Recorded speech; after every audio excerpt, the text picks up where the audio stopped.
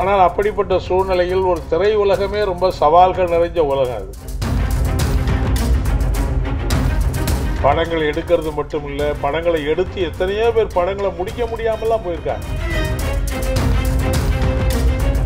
ஆனால் உண்மையை சொல்லி மக்களை சிந்திக்க வச்சா அதை யாரும் அனுமதிக்க மாட்டாங்க. உலகம் இன்னைக்கு நடைபெற உலகமா இருக்குது. நம்முடைய நேசம் முரளி அவர்கள் ஏற்கனவே இந்த ட்ரெய்லர் படத்தை இங்கே தான் வெளியிட்டார் என்று கருதுகிறேன். அந்த ட்ரெய்லர் படத்துக்கு வந்தபோது அந்த காட்சிகளை பார்த்தபோதே எங்களுக்கெல்லாம் சந்தேகமாக தான் இருந்தது. ஒரு சாமியாரை உருவகப்படுத்தி இந்த சாமியார் இப்படி பண்ணுகின்ற காட்சியெல்லாம் அனுமதிப்பார்களா என்று கூட நாங்கள் அன்றைக்கு சந்தேகப்பட்டோம். இன்றைக்கு அவர் பல்வேறு விவரங்களை இங்கே பேசினார். நேசம் முரளி போல இன்னைக்கு இருக்கிற இளைய சமுதாயம் ஒரு எழுச்சியோடு இருக்கிற இளைய சமுதாயமாக இருந்தால் இந்த சமூகம் ரொம்ப ரொம்ப மாறி போயிருக்கும். ஆனால் இன்னைக்கு இருக்கிற இளைஞர்கள் மட்டுமில்லை, எல்லாருமே ஒரு அநீதியை எதிர்த்து குரல் கொடுப்பதற்கு தயங்குகிற நிலைதான் பொதுவாக இருக்கிறது. மிகுந்த தயக்கம் இருக்கிறது. ஒருவேளை நாம போனால் நமக்கு ஏதாவது ஆபத்து வந்து விடுமோ என்று தற்காப்பு நிலையிலே தான் எல்லாரும் எல்லா பிரச்சனையும் பார்க்கிறார்கள். ஆனால் அப்படிப்பட்ட சூழ்நிலையில் ஒரு திரை உலகமே ரொம்ப சவால்கள் நிறைஞ்ச உலகம் அது. ஒன்றும் சாதாரணமான உலகம் இல்லை. நான் நம்முடைய அருமை நண்பர், நம்முடைய இசையமைப்பாளர், இங்கே நம்முடைய ஸ்ரீகாந்த் தேவா அவர்கள் கூட இருக்கிறார்கள். ஒவ்வொருவரும் அந்த சிறைத்துறையிலே ரொம்ப கடினமாக உழைத்து சவால்களை சந்தித்து தான் அவர்கள் முன்னேற வேண்டிய ஒரு தேவை என்பதெல்லாம் இருக்கிறது.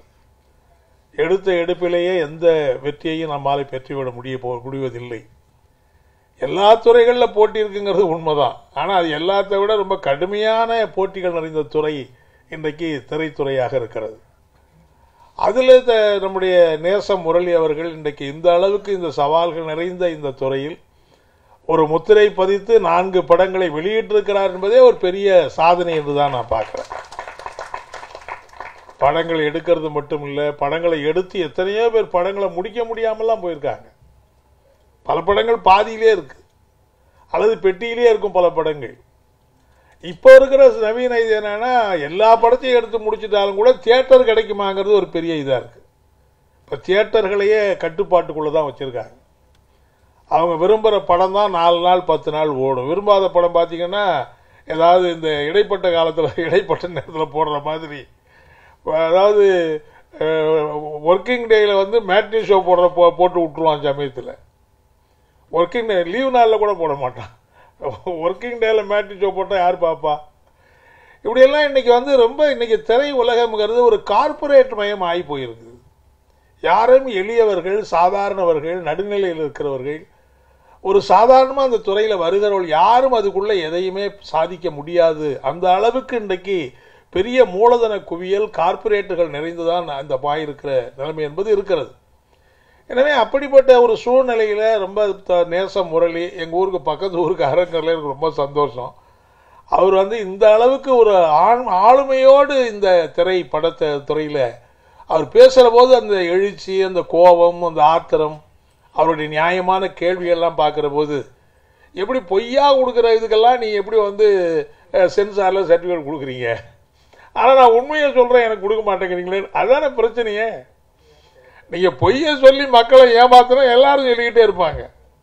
ஆனால் உண்மையை சொல்லி மக்களை சிந்திக்க வச்சா அதை யாரும் அனுமதிக்க மாட்டாங்கிறதான உலகம் இன்னைக்கு நடைபெற உலகமாக இருக்குது. எனவே அதையெல்லாம் பார்க்கிற போது ரொம்ப மகிழ்ச்சியாக இருக்கிறது. வேல்முருகன் நிறைய விவரங்களை சொன்னார். நீங்கள் திரைப்படத்தில் இதையெல்லாம் எடுத்து சாதிக்கிறது எவ்வளோ கஷ்டப்படுறீங்களோ அது மாதிரி தான் இன்னைக்கு தமிழகத்தில் நடந்திருக்கிற பல்வேறு காவல் நிலைய அத்துமீறல்களை, அக்கிரமங்களை கண்டித்து கிட்டத்தட்ட ஒரு 15, 20, 25 ஆண்டு காலம் போராடி தான் அதுக்கெல்லாம் நியாயத்தையே பெற முடிஞ்சது. செய்திகளை உடனுக்குடனும் துல்லியமாகவும் தெரிந்து கொள்ள சப்ஸ்கிரைப் பண்ணுங்க.